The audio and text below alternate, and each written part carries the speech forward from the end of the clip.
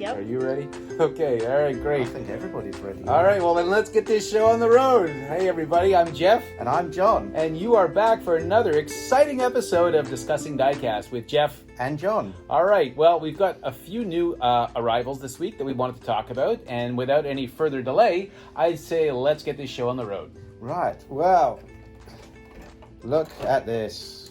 This is... Actually, I wonder if people have noticed, we are wearing gloves.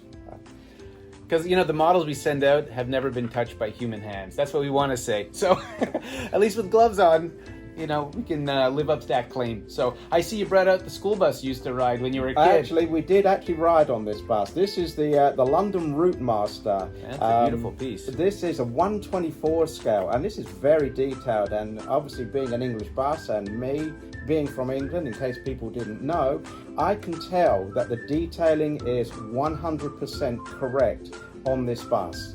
And if I turn it around, you can see that's where we used to get on, at the back, and go up the stairs, and all the seats are exactly the same. You can see that the seats actually have a tartan pattern. They were a tartan pattern, yes. Yeah. And the floor at the back, where you walk in, is all wooden, and even the little ticket where we would throw our empty tickets. You see, we would get on, the conductor would actually come round and take your ticket, and when you got off the bus, you were meant to throw the ticket in, where is it, the little bin there, which I know a lot of people did throw them on the floor. What scale is this? This is a 1/24 scale by Sunstar. Okay. How much was it to ride the bus back then? Do you remember? Oh, that was a long time ago. Yeah. But I don't really want to show my age. But we used to get I think this the grey bus. hair does that.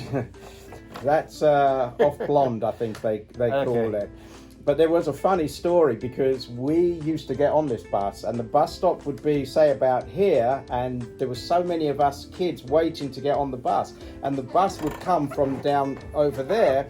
So when it stopped at the traffic lights, there was a crowd of us that would try and jump on the bus, so we knew we'd get on the bus. But the drivers became very clever, so what they would do, they would put their foot down and go through the lights so that the people waiting could get on the bus. So it was a bit frustrating when you wanted to get home after a hard day's work at school. Okay. Now, these buses ran from February 1956 to December 2005. Although there are still some that do run in the West End of London, mainly for the tourists. Wow, so 49 years using the same bus design. Who made this bus? They were made by AEC. Now, AEC was a London company, so they were built. In fact, I used to see the showroom of them. And They had a bus showroom? They had for their trucks. AEC built trucks as well as the buses. Okay. And also, in order to become a bus driver for these buses, you had to take a course on a skid pan, which, if you've seen the video, is quite entertaining. Oh, that's on YouTube. Yeah, we'll show the link on that. It's actually pretty interesting. But I guess given the really high center of, what's it called? Center of gravity. Center of gravity. That's it. I want to be as smart as you. Drivers had to learn how to drive this bus, especially taking hard curves. So that's a beautiful piece. $289.95. 1/24 scale from Sunstar. And if you're a bus collector, this is definitely an eye-catching piece to add to your collection. But if you didn't want something so big, this is the newer Route Master, made by Tiny. This is actually, it is tiny, but it is a very... It's a 1 to 110 scale. 1 to 110 scale, yes, and this is $24.95. So that's a nice little bus there. And the design is pretty cool though, but still pretty much the same elements. Still you get the on same. at the back. You get on at the double-decker. back, yeah. It's open with the yellow handrail, the same as the other one. Okay. All right, great. Well, that's cool. My first choice actually comes from way down under. This is a 1974 Ford GT, and it is the Falcon XB sedan, which was used in the movie Mad Max, and it's an interceptor police car. I guess Max Rowankowski was his name. He was a police officer, and unfortunately a gang of misfits killed his family, and whereas he was normally using this car on patrol as a police officer, they offered him the black coupe version in an effort to try to get him to stay on the police force because he was going to quit. So that's why the movie has both versions of the police car, the sedan, which was in use as a regular patrol car, but it did have a V8 engine in it with 350 horsepower, and it was a 5.8 liters. So this was definitely a beast, and you definitely didn't want to see this car coming up behind you, but very cool piece. And right-hand drive as well, because it's from Australia. Right. So this is a Ford, but it was built in Australia, and just a really cool car. I like the paint scheme on it, and it's a reasonable price. It's a 1/18 scale. It's only $99.95. If you're a movie buff or a police car buff, this is definitely one that you might want to consider. So just check out Ford Falcon on the website, and it will pop right up. Next. Well, this is my next selection. And when I saw these, I thought to myself, what in the world have we got here? There is Rolls-Royces. Rolls-Royces, and whoops, there are 6. I thought you were a Bentley fan. I am a Is Bentley this kind of fan. like cheating on Bentley? No, this is kind of slumming it, I have to say. Rolls-Royce is slumming it? I do prefer the Bentley. Isn't Bentley an imitation of the Rolls-Royce? No, Bentley is a Bentley, and everybody that knows me knows I love the Bentley. But these are 1/64 scale. We have the Phantom Coupe in white, the red and silver. There is the blue and the pink, which is eye-catching and a striking Especially if one. you're a pimp driving around town. Pink Rolls-Royce. And then we have the top of the range, the Rolls-Royce Cullinan. Which Okay, is that's their first SUV. That's their first SUV, which does actually come with the option of 2 back seats when you order one, believe it or not. How much is that SUV? Do you know? I think it's about $350,000. Something like that. So yeah. how about running your kids to soccer in a $350,000 SUV? Especially when you get all the mud in the back. Wow. But this is the special edition. This is the Mansory edition. Ah. So what they did is they put a lot of carbon fiber and different wheels on it, and they made it a little bit more like kind of pimped my ride for a Rolls-Royce. Well, that's more than pimping. That's like the master pimp. The And then- master blaster, but And then at the bottom here we have the Phantom, just the regular 4-door Phantom in dark metallic green. But these are very nicely detailed. They come in the acrylic cases, and on the little stand they do have like a little plaque that tells you what model. all right, so let me ask you a question. If I say, let's go to the Rolls-Royce dealership and you can get any car you want from Rolls-Royce, which one would you pick? Which one would I pick? Yeah. I actually like, believe it or not, I like the Cullinan. I don't know why, but I just like it. Okay. The others, just like driving a You bar. know, John works at Uber on the weekends, so that would be fantastic if you drove up to pick up people in that car. In a Cullinan? That would have doesn't really work Oh. at Uber, but I thought that was pretty funny if you drive with the accent and the whole thing. Oh, to be a millionaire by now. Yeah. But the thing is with these Phantoms, which people don't know, the Spirit of Ecstasy, they call it the Flying Lady. It's actually called the Spirit of Ecstasy. On these Phantoms, if you go to grab it, it goes down, so you can't actually steal it. And it goes down really quick. It's Oh, like yeah. on a spring. It's like if you grab the hood ornament and try to bend it, it disappears into the car. So you It's can't pretty even incredible. you can't even steal these. Well, there's a reason why, because those hood ornaments are about $5,000. Yeah, they're not cheap. Right, Um, right.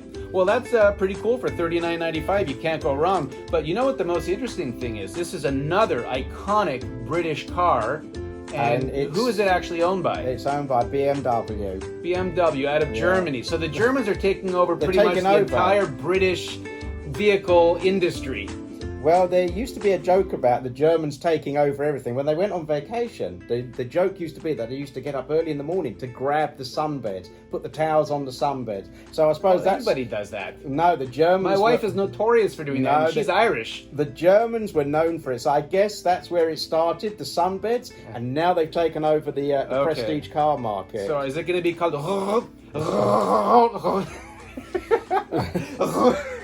I bet you, how many people are going to be practicing that over the weekend? Rolls-Royce? That was like the worst German accent ever. I think I prefer Bentleys. That's a much better one. Don't you think, just Johnny? But there we are, that's 6. So you have Very a nice. choice Okay, of great. colours. All right, my choice next is actually interesting because, well, it brought back a little bit of... Can you get this bus out of the way, please? I tell you what, It's parked right in my space. I don't have time. Then they all come together. You wait ages for a bus, and then they all come together. Okay. So here's the first truck that I got as a kid, and it's from 1968. It's Winross. Very little detail, but back then this truck was really impressive. And my dad bought me this at Howard Johnson's as we were driving down to Florida one winter. And I kept it all these years, and actually it's in great shape considering. So Howard Johnson's was the restaurant to go to back in the 1960s and 70s. It was the largest restaurant chain in the United States with over 1,000 locations. And unfortunately, it's no longer in existence because of, all the competition that's out there. But, Howard Johnson's was the place to go. And I guess in honor of that, this week, DCP First Gear released this beautiful 1/64 scale Howard Johnson's. I mean, the graphics are beautiful. The cab is a Freightliner cab over engine COE, tilts forward, all die-cast metal with the chrome. It's got the the 1970s era reefer unit here. The doors open. I just think it's pretty awesome because if you look at one of these old Howard Johnson's, which in its day was, wow, that truck is awesome, and you look at today's new version, that really shows you how far diecast has come over the last, couple of decades. So $79.95, what a great price for something that's all diecast metal, beautifully done, and, you can't go wrong with something like that.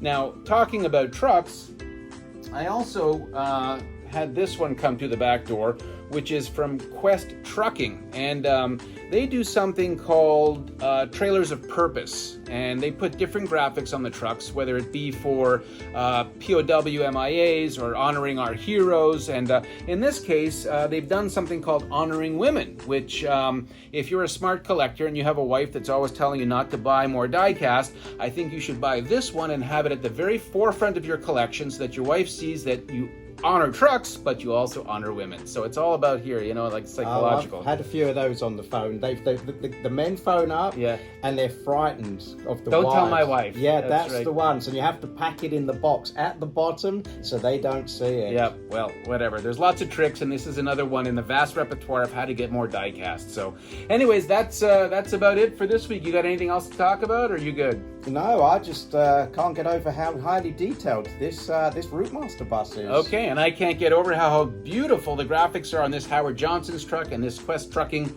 with their lovely Rosie the Riveter. You can see her on there. Rosie the Riveter, yeah. That was an iconic face in World War II when all the women went to work in the factories building the planes while the men were off at war. So anyways, that is all for this week. So I guess leave us your comments and check out the link below on the skid pad for the double-decker bus, which is actually a pretty interesting video to watch, filmed in the 1950s. And with that being said, have yourself a great week. And thanks for checking out AustinDiecast.com. And we look forward to talking to you soon. So until then, see you later. Cheerio. Bye.